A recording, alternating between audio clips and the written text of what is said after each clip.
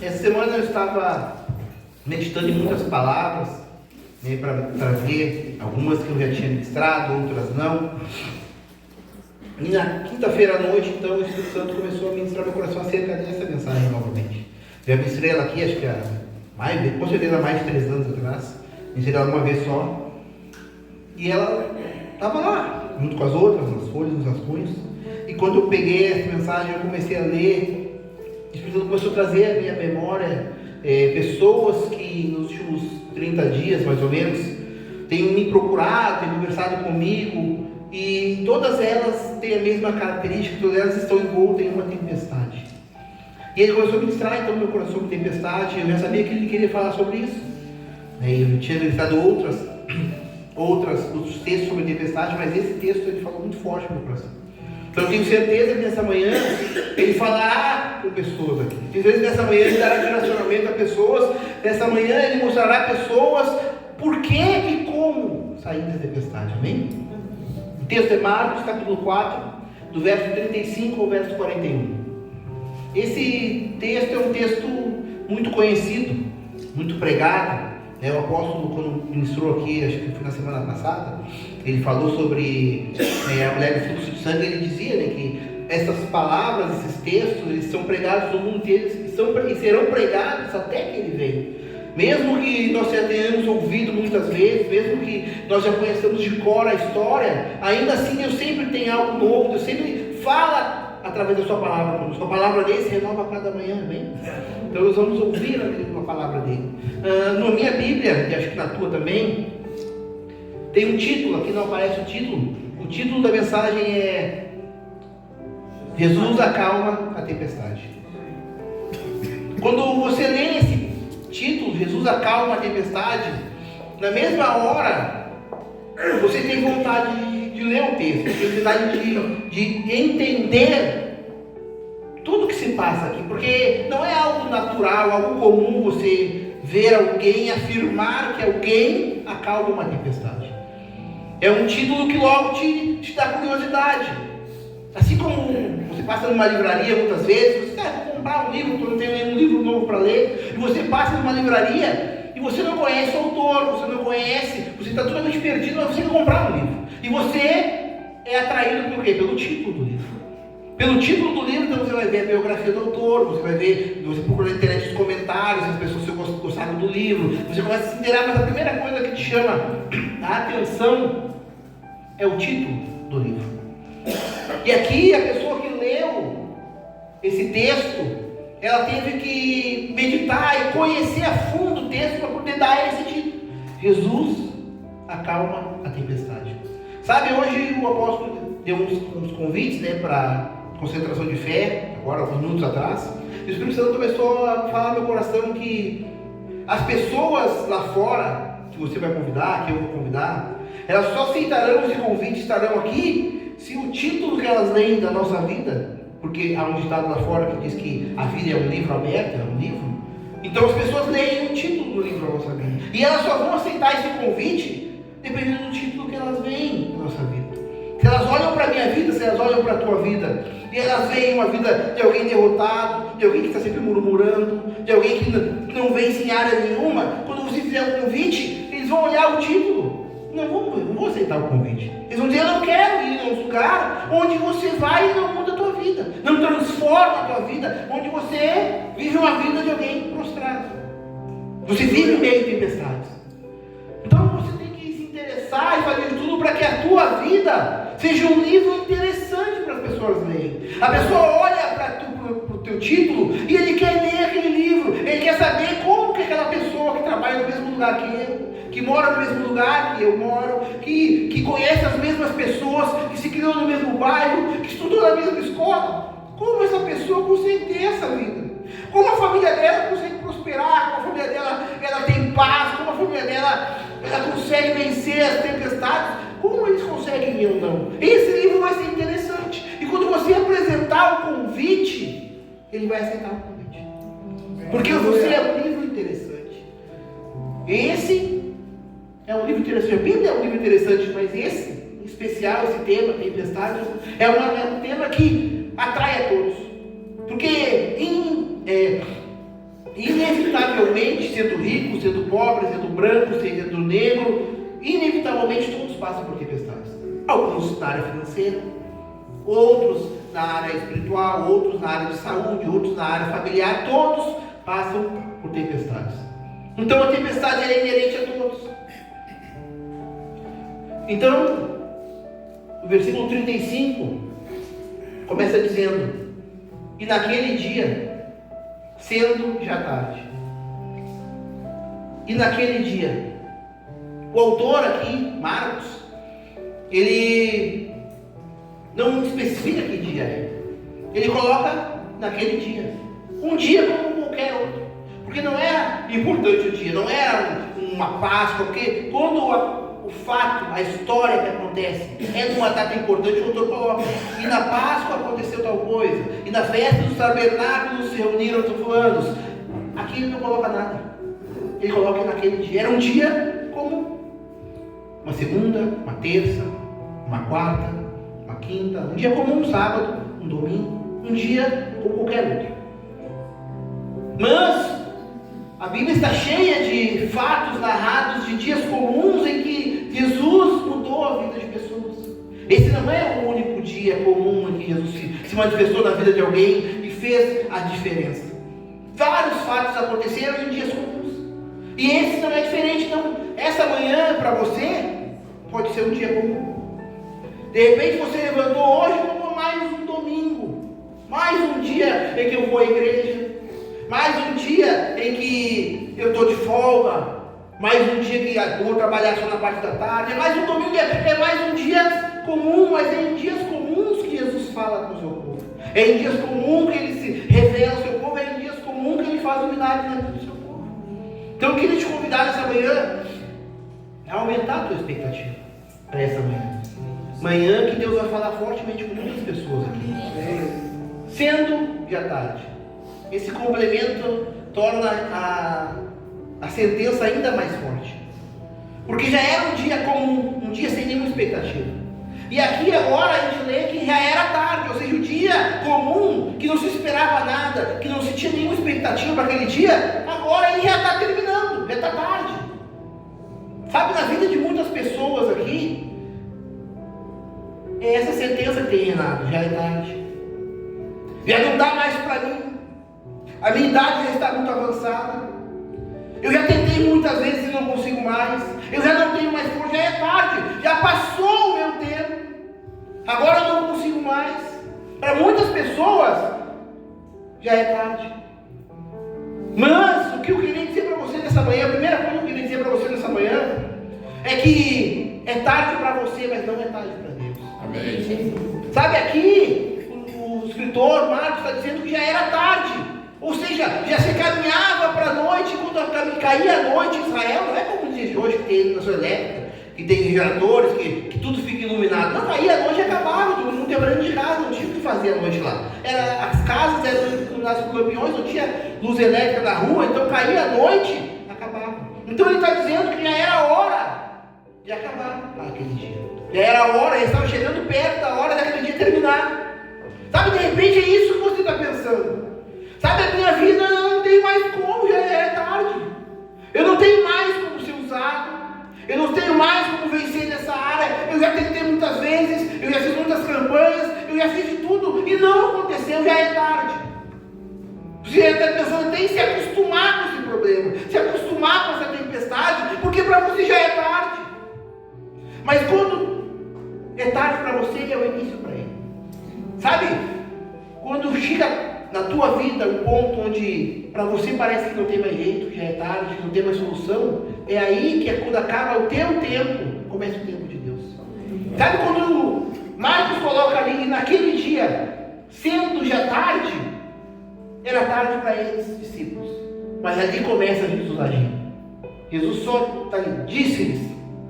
Jesus ele começa a falar quando o tempo dele já acabou. Até aquela tarde, até o cedo da tarde, ainda era o tempo do homem, o tempo dos discípulos. Agora, entenda isso na tua vida. Agora, pode ser tarde para você, mas Deus está querendo que você entenda nessa manhã que começa o tempo dele. Ele só começou a falar quando já parecia tarde para homens. Pode parecer tarde para você, mas hoje, nessa manhã, Ele começa a falar contigo. Amém. Nessa manhã Ele começa a te dar direção. Como sair dessa tempestade, como vencer essa tempestade, começa nessa manhã. Disse: passemos para o outro lado. Passemos para o outro lado é uma sentença confirmatória. Não há dúvida do que ele está falando.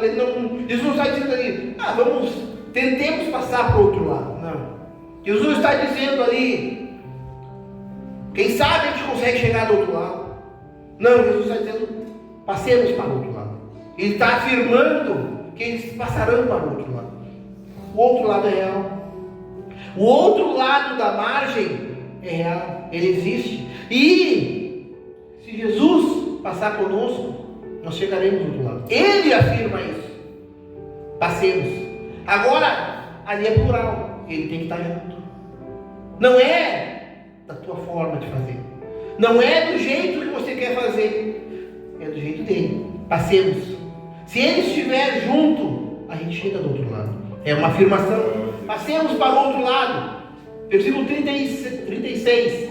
E eles, deixando a multidão, lá em Lucas capítulo 8, verso 23, também Lucas narra, não com tantos detalhes, mas Lucas também narra esse texto. E ele coloca ali, e navegando eles, ali está só eles, lá é navegando eles. Ou seja, Lucas está descrevendo que quem estava navegando, quem estava no controle, eram eles. Deixando a multidão. Sabe, aqui começa aquilo que eu e você temos que fazer. Até o passemos para o outro lado, é Jesus falando, é Ele prometendo, e nós escutamos e cremos. Agora, começa aquilo que nós temos que fazer. Deixar a multidão. Por que quando nós começamos a navegar, começamos a entrar no rio, começamos a andar com Cristo, nós temos que deixar a multidão? Porque o convite, passemos para o outro lado, foi feito para mim e para você. Eu não posso levar comigo ninguém que não ouviu passemos para o outro lado do barco. Porque no meio do caminho vai dar problema. No meio do caminho essa pessoa vai querer voltar. Essa pessoa vai começar a murmurar. Essa pessoa vai começar a te desestimular. Ela vai começar a dizer palavras, eu acho que não era para nós ter vindo. Eu acho que não era esse caminho. Olha, tu tem certeza que era que tu ouviu? Porque eu não ouvi nada. E ele está falando a verdade, ele não ouviu nada. O passemos para o outro lado é para aquele que Jesus disse. Jesus não disse para a multidão, ele disse para os discípulos. Passemos para o outro lado. Mas esse é um dos maiores erros que nós cometemos. Nós queremos levar conosco no barco pessoas ou coisas que já deveriam ter ficado na margem, lá no início. No começo pode parecer que não vai dar problema, mas na caminhada, na trajetória, na navegação vai dar problema. Então eles fizeram a primeira coisa certa, deixaram a multidão. Isso é difícil. Eu sei que é difícil deixar a multidão. Quando a gente começa a caminhar com Deus, a multidão às vezes são pessoas que nós amamos, amigos, parentes, colegas de trabalho, colegas de festa, pessoas que até agora eram muito importantes, as mais chegadas para nós até. Mas a decisão é minha e é tua. A Bíblia ensina, tem que deixar a multidão. O convite foi feito para você. Um dia você vai poder orar para que essas pessoas também ouçam esse convite. Eu já contei aqui muitas vezes de uma mensagem que eu deixei. Eu oro todos os dias para que um dia Deus faça esse convite para ele também. Passemos para o outro lado. Mas foi necessário eu deixar a multidão. Eu não podia trazer junto. Queria muito, pedi muito para Deus, mas eu não podia trazer junto. Então você tem que entender que há pessoas e coisas que têm que ser deixadas na areia, antes ainda de entrar na água. E de repente esse é o teu erro. De repente no teu barco estão cheios de pessoas, de situações, de coisas ou lugares que deveriam ser deixados na areia. E você colocou para dentro do barco. Não vai conseguir chegar do outro lado dessa forma. Se não deixar na areia, não vai chegar do outro lado. Porque o convite é pessoal. Deus é um Deus pessoal. Você pode estar aqui num grande grupo, Mas Ele vai falar individualmente com cada um aqui. Ele não vai falar em coletivo. Ele vai falar individualmente ao coração de cada um, porque Ele é um Deus pessoal. Então aquilo que Ele falar para você, você não pode querer carregar outras pessoas juntos. Ele falou para você, Ele pediu para você, Ele deu a direção para você. Você tem que deixar na mão dele. Deixar a multidão, deixar as coisas que não podem ser levadas. Eles fizeram, deixaram a multidão. E o levaram consigo, assim como estava no barco. E havia também outros barquinhos com ele. Eles levaram Jesus no barco. Versículo 37. E levantou-se grande temporal de vento, e subiam as ondas por cima do barco, de maneira que já se enchia o barco. Aqui a gente começa a ver os problemas acontecendo. A tempestade chegando. Eles ouviram as cenas para o outro lado. Eles deixaram a multidão. Eles colocaram Jesus no barco. Por que ele levantou a tempestade? Por que o barco estava virando? Está tudo certo. Eles fizeram o que tinham que fazer. Jesus está no barco. Está tudo certo. Mas que levantou uma grande tempestade agora. Por que a tempestade está quase virando o barco? Alguma coisa está acontecendo. Até aqui o texto não mostra nenhum erro. Até aqui o autor Marcos ele não mostra nada que nós possamos identificar e dizer, olha, é por isso que a tempestade chegou. É por isso que a tempestade não foi embora. É por isso que eles não conseguem vencer a tempestade. Eles fizeram tudo certo. Só que o início do versículo 38 fala, e ele estava na polpa. Um barco naquela época ele tinha em média de 8 metros, os maiores chegavam a 10, 12 metros. E esses barcos carregavam tanto pessoas como mercadorias. Esse barco que eles estavam devia medir em torno de 8 a 10 metros. A polpa, quem sabe aqui o que é a polpa do barco, do navio? Alguém sabe o que é? Que parte é a polpa? Alguém sabe? Você arrisca? A polpa é a parte de trás. A proa é a parte da frente. Quando você lê que ele estava na polpa, essa informação muda tudo. Jesus estava na parte de trás. A parte de trás não condena nada. A parte de trás, ela simplesmente serve para carregar pessoas ou coisas. Ela não dá direção. A parte de trás, ela não dita nada do barco. Ela só serve para carregar. A parte que faz com que o barco tome direção, onde ficam os lemos, onde ficam os remos, é a proa. E se Jesus estava na polpa, quem é que estava na proa, na direção do barco? Os discípulos. Aqui você começa a entender o porquê que eles não estavam vencendo a tempestade. Aqui você pode começar a entender de repente porque você não tem vencido tempestades na tua vida. Porque de repente você está no lugar errado do barco. Ah, mas eu coloquei Jesus no barco. Sim, mas não adianta colocar Jesus no barco e deixar ele no cantinho, deitado, dormindo. Jesus ele não foi colocado no barco para ficar como um enfeite, como uma carga. Jesus tem que estar no controle do barco. Os discípulos eles estavam confiando na sua destreza. Eles estavam confiando na sua capacidade. Nós somos pescadores. Nós pescamos a vida inteira nesse mar. A vida inteira. Nós conhecemos cada metro desse mar, desse lago. O mar da Galileia é um lago. Nós conhecemos cada metro deste lago. Jesus pode ficar aí. Deixa aqui. É comigo. Quantas vezes nós fazemos isso na nossa vida? Quantas vezes nós dissemos isso para Jesus? O Jesus, não, aqui não, fica aí. Essa situação deixa comigo. Deixa que eu resolvo. Eu sei como fazer. Fica aí, não precisa, fica aí no cantinho, dormindo. E aí a tempestade se levanta e nós não sabemos como nós temos que reagir. Os discípulos, quando a tempestade se levantou, quando as ondas começaram a subir por cima do barco, eles começaram a tentar de tudo o que eles conheciam. E eles conheciam muita coisa.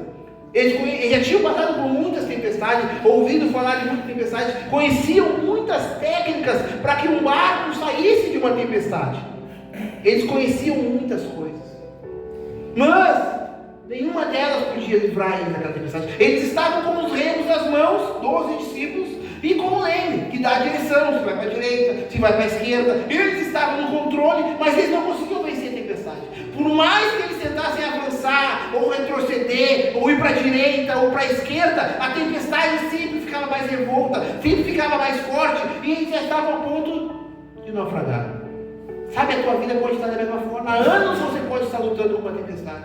Eu conheço pessoas que há anos lutam com a mesma tempestade. Eu conheço pessoas que há décadas lutam com a mesma tempestade. Por que não conseguem vencer? De repente, nessa manhã, você vai saber o porquê.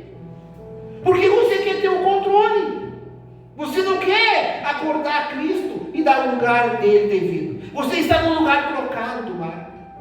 O teu lugar é o lugar do descanso, é o lugar da polpa. É lá que você tinha que estar, e ele está na proa, no controle do barco. Porque quando ele disse passemos, era para ele controlar o barco. Mas ele é um cavaleiro. Ele vai fazer o barco, eu já falei isso outra vez, barco significa vida, né, irmãos? Então, a sua vida ele vai fazer se você permitir. E o que você permitir? Se você disser para ele, esse aqui é o cantinho que tem na minha vida, é aquele cantinho que ele vai ficar na tua vida. Ele não vai tomar nenhum outro espaço que você não permita, que você não dê a ele, que você não ceda a ele. Ele não vai tomar. Ele vai ficar no cantinho que você colocou. É isso que nós aprendemos com esse texto. O controle do barco não pode ser meu, não pode ser teu. Não pode ser da multidão, não pode ser de circunstâncias. O controle do barco tem que ser dele. A única forma que nós podemos chegar do outro lado da margem é se ele estiver no controle do barco.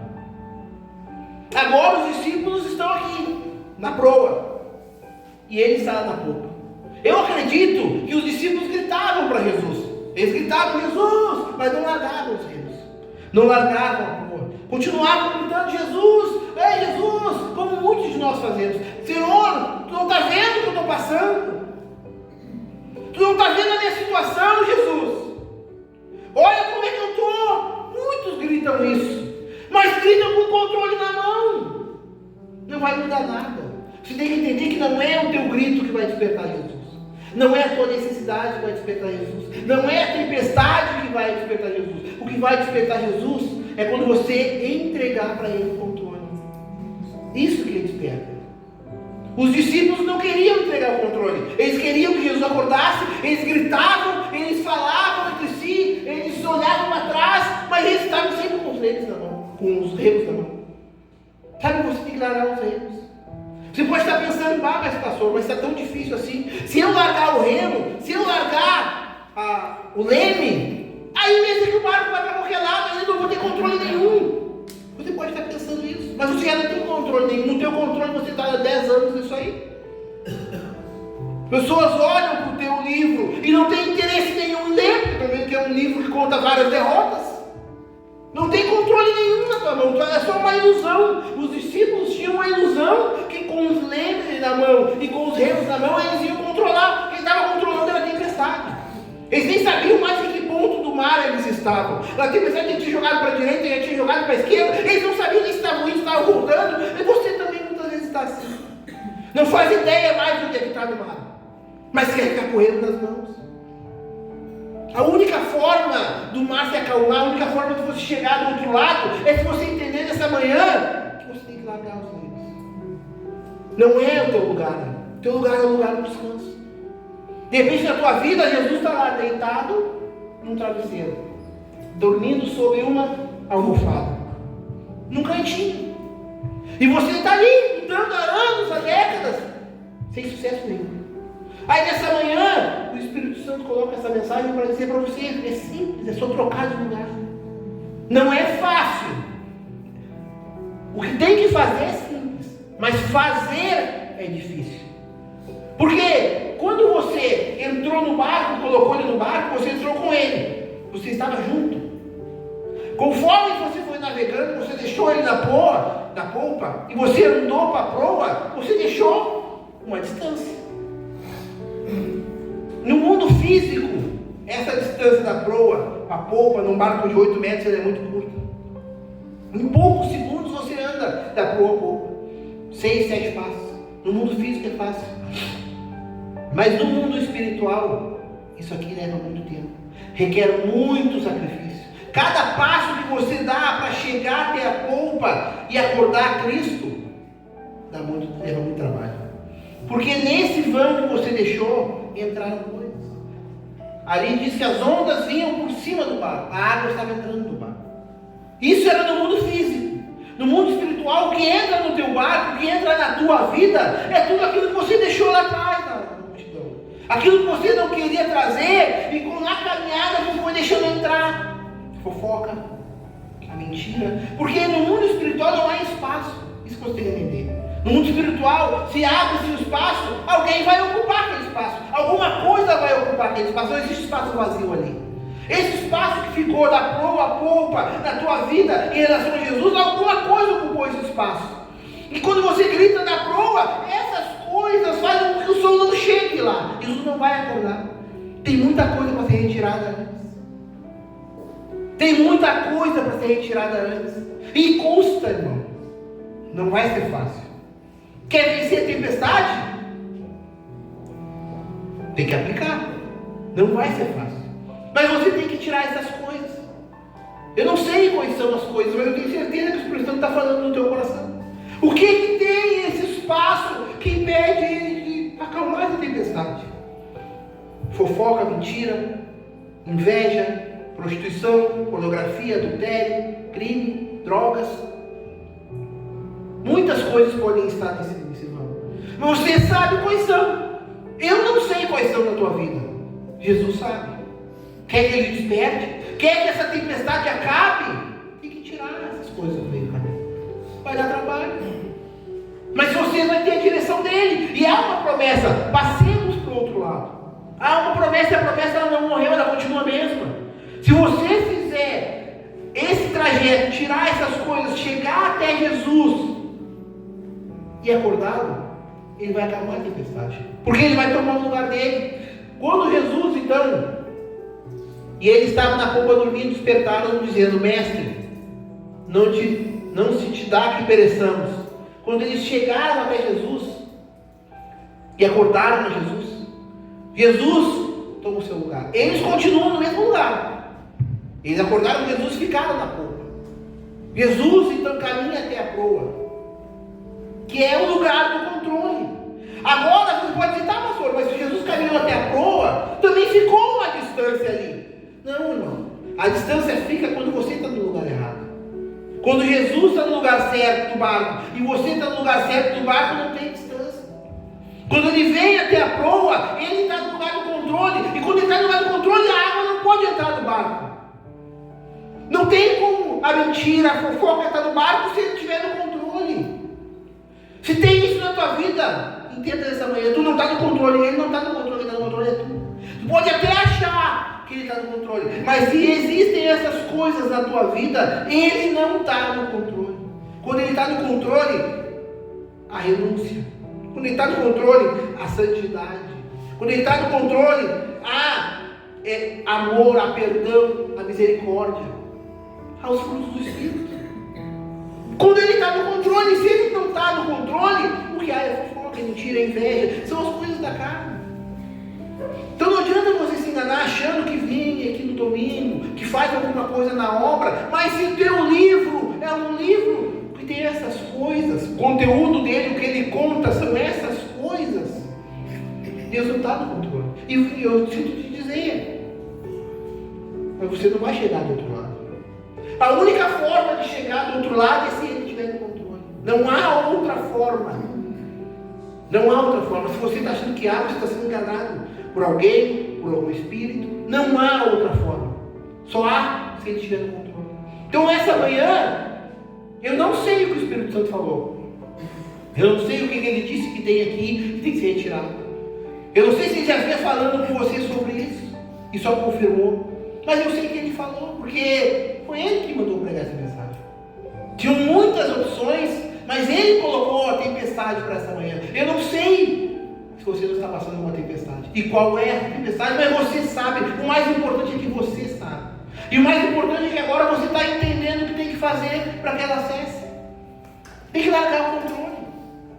Ah, mas aí o barco já está indo à deriva, já está indo para qualquer lado, já não está sem controle. larga o controle, larga os remos e caminha até Ele. Quando você acordar Jesus, as coisas vão acontecer. Sabe, pessoas, elas passam por tempestade e continuam querendo fazer da sua forma. Ela tem uma tempestade financeira horrível, tremenda. Aí o que ela faz? Eu vou pegar um segundo emprego, eu vou pegar um terceiro emprego, eu vou fazer um empréstimo, eu vou fazer isso. E elas começam a fazer as coisas do seu jeito e elas só vão piorando a situação. A coisa só vai se agravando, porque elas continuam no controle elas fazem as coisas que estão no seu alcance. Assim como os discípulos só faziam as coisas que estavam no alcance deles. Só que existem tempestades que não são acalmadas com as coisas naturais. Existem tempestades que são acalmadas no mundo sobrenatural. E aí Deus tem que estar no controle. Aí Jesus tem que estar no controle. Mas a decisão é tua. Não é minha, é tua. Quer viver fora da tempestade? Olha, eu não vou falar para você. Mas se você quer viver fora da tempestade, tem que trocar de lugar com Cristo. Essa é a manhã que você vai poder fazer isso. Essa é a manhã que você vai poder começar a dar os primeiros passos para acordar Jesus na tua vida. Tirando as coisas do barco. A decisão é tua. Sempre nesta manhã, no final, eu sempre digo, a decisão é tua. Eu posso pregar 30 minutos, 40 minutos, 50 minutos, 1 hora. No final, eu vou falar a mesma coisa para você. A decisão é tua. Nem Jesus toma decisões por você, nem o Espírito Santo. Ele ficou lá, os discípulos tomaram uma decisão. Ele ficou lá, onde eles colocaram ele. Nem ele toma decisões por nós. A decisão é nossa. Quer sair da tempestade? É você que tem que decidir. Não tem como ser diferente. Cada um responde por si. Cada um responde pelo seu barco. Cada um escreve o seu livro. Mas depois, não adianta perguntar por que ninguém lê. Eu convido as pessoas e ninguém quer ir na igreja. Eu falo de Jesus, mas ninguém quer converter, ninguém dá bola no que eu falo. Você entendeu o que tem escrito no teu livro? As pessoas estão lendo o teu livro. Elas estão lendo o título do teu livro. E aí você não entende o porquê. Hoje você está entendendo o porquê. Primeiro tem que ter um livro que seja interessante. Dar passos para que Jesus fique no controle. Quando as pessoas verem o teu barco andando fora da tempestade, quando as pessoas verem que o que tem no teu barco agora não é mais a fofoca, não é mais a mentira, não é mais a inveja, mas agora tem perdão, tem misericórdia, tem compaixão, as pessoas vão para. Esse livro mudou. A história mudou. O que mudou? Ele está no mesmo lugar. O que mudou? Aí você vai poder dizer às pessoas o que mudou. Você vai poder dizer, mudou é que agora Jesus está no controle. Mudou é que agora eu entendi que eu não tenho que estar com um leme com os remos na mão. Esse lugar não é meu. O meu lugar é o lugar do descanso. Sabe, mesmo em meio à tempestade, há descanso para quem crê em Cristo. Não é porque você está numa tempestade que você tem que estar angustiado, que você tem que estar ansioso. Porque se você sabe que Cristo está no comando, você vai conseguir descansar mesmo em meio à tempestade. Porque ninguém consegue descansar em meio à tempestade estando no controle. Porque você está atento a tudo que está acontecendo. Você está reagindo a toda onda que bate no barco. Você reage com ele para o outro lado, o barco não virar. Hora você para o remo, hora você rema mais forte. Você está reagindo à tempestade. Tem pessoas que estão só reagindo à tempestade. Elas não estão vencendo, elas estão reagindo à tempestade. Mas isso pode mudar nessa manhã. Se você entender que não é você que tem que estar no controle, é Jesus que tem que estar no controle do barco. Quando Jesus tomou o controle, ele foi até a proa e deu pequenas ordens. Ele disse: vento, acalma-te, mar, aquieta-te, tempestade, eu te repreendo. E tudo cessou. Quando Jesus tomar o controle, você vai achar que foi da noite para o dia. Eu passei 10 anos em meio a essa tempestade, e agora da noite para o dia, do nada, tudo acabou, porque as coisas foram colocadas nos seus devidos lugares. O teu lugar é na polpa, é no descanso, e o lugar dele é na proa, é no controle. Se você entender isso nessa manhã e aplicar isso, mais do que entender, aplicar isso, você vai ver que vai mudar. Você vai ver que teu barco vai começar a navegar em águas mais não vai ter mais tempestade. Vai ter tempestade, mas se ele estiver no controle, a tempestade vai parecer uma marolinha. Porque ele está no controle. Então nessa manhã eu quero te convidar a entregar o controle para eles. Os músicos podem começar a tomar um lugar. Então nessa manhã o que eu quero é te convidar a entregar o controle para eles. Sabe, a tempestade ela só vai passar quando você tomar essa decisão. Na minha vida a tempestade passou quando eu me rendi. Teve uma madrugada, já contei aqui, uma madrugada em que eu estava orando e eu disse para Deus, durante 36 anos eu fiz a minha vontade. Mas a partir de agora eu vou fazer a tua. Ali eu me rendi. Ali eu entendi que por mais que eu tentasse, fosse a forma que eu tentasse nessa tempestade, ela só piorava. Para onde eu corria, o que eu tentava, as pessoas que eu procurava, só pioravam. Aí teve uma madrugada que eu me rendi. Quando eu entreguei o controle, foi da noite para o dia. Sabe, até hoje as pessoas dizem, eu vi como tu estava naquela época. Eu vi tu no fundo do poço, as pessoas me dizem. Mas agora, eu estou vendo o que Deus fez na tua vida. E eu digo para ela, ele não quer fazer só na minha, ele quer fazer na tua também. Mas você tem que se render. Tem que entregar o controle. Tem que entregar o controle. Enquanto o controle estiver nas tuas mãos, a tempestade não vai passar. Amém?